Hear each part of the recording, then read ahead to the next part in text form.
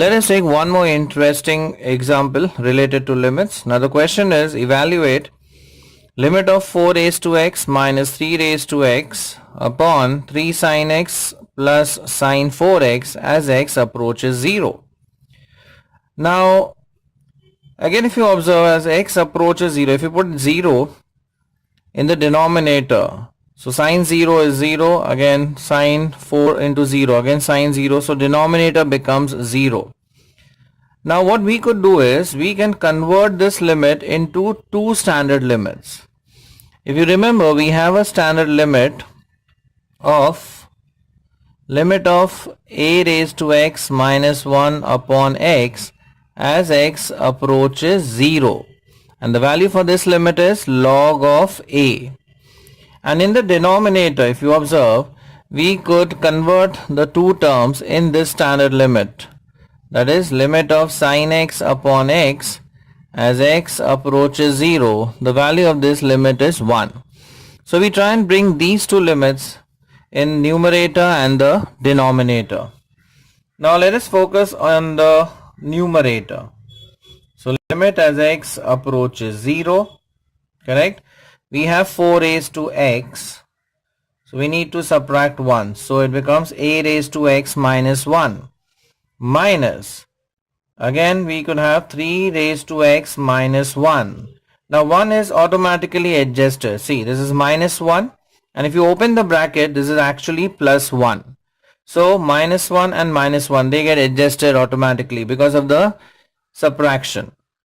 So we have a raised to x minus 1, and we have one more term of the same type, a raised to x minus 1.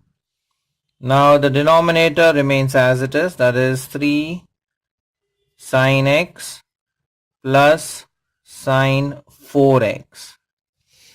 Now if you look at the standard limit, a raised to x minus 1 upon x. So we have a raised to x minus 1. So we need to have x in the denominator. So what we do is, we divide numerator by x. We also divide the denominator by x.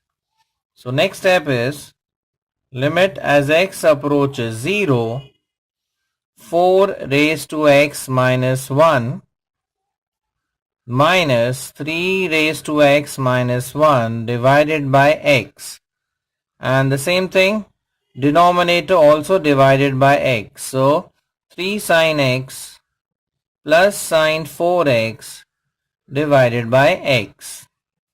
Now we know that as x is approaching 0, so x is not equal to 0, hence we could divide by x.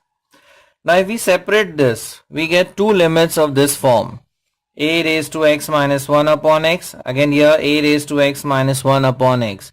Likewise, if we split the denominator, that is the x term over here, we'll get sin x upon x and then sin 4x upon x. So in short, we split this entire limit into 4 limits.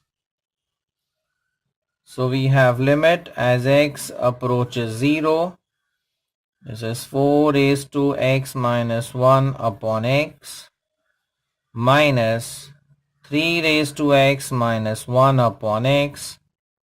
Again we split this, 3 sin x upon x plus sin 4x upon x. Now we separate the limits.